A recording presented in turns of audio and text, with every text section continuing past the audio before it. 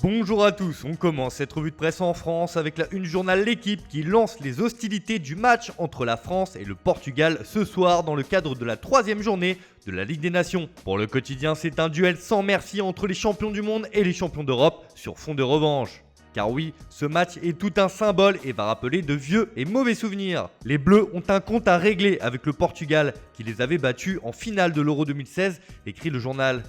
Et ce sentiment de revanche est attendu partout dans l'Hexagone, comme le rappelle également la Provence sur sa couverture. De son côté, Minuit Sport met en avant Paul Pogba qui devrait faire son retour dans le 11 de départ ce soir. Pour le quotidien numérique, il n'y a aucun doute, c'est le retour du boss. Si en France cette rencontre est particulièrement attendue, le Portugal n'est pas en reste.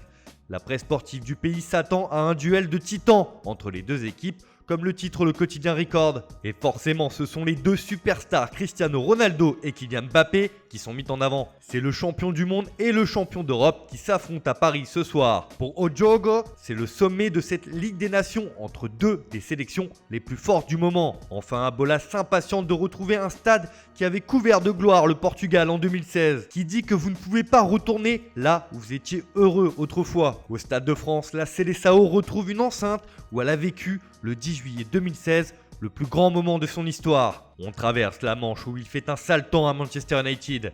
16e de Première Ligue avec seulement 3 points et une seule victoire au compteur, le début de saison des Red Devils est catastrophique. Et un homme est pointé du doigt, évidemment, il s'agit d'Ole Gunnar Solskjaer.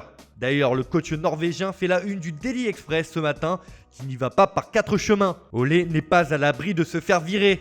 Ed Woodward, le directeur sportif du club, n'hésitera pas à renvoyer Solskjaer si la saison de Manchester United continue d'imploser, écrit le quotidien. Une information qui revient aussi sur la une du Daily Star qui se montre encore plus véhément. Woodward va balancer une hache sur Ole. L'ancien super sub va devoir inverser la tendance car ses jours sont désormais comptés à la tête de Manchester United.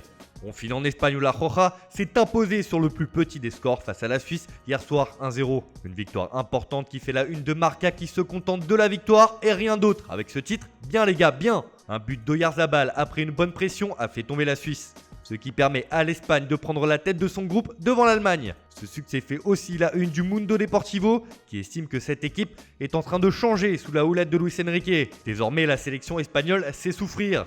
De son côté, le journal Sport met en avant la prestation d'Ansu Fati qui était titulaire hier soir. Et c'est un pas de plus pour la jeune pépite du FC Barcelone.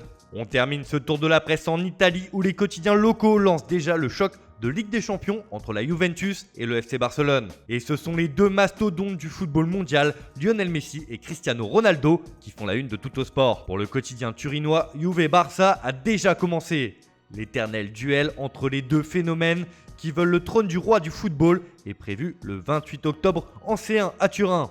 Et CR7 lance déjà un message en s'adressant directement à son meilleur ennemi. Messi, je t'attends. Cette rencontre entre les deux multiples ballons d'or est déjà très attendue de l'autre côté des Alpes. Sinon, la nationale affronte la Pologne ce soir. Alors pour le Quotidiano Sportivo, il faut que toute l'Italie s'offre un beau sourire, alors que les cas de coronavirus continuent de miner la Serie A. Voilà, c'est tout pour ce matin. Bonne journée à tous. On se retrouve dès demain pour une nouvelle vidéo sur Foot Mercato.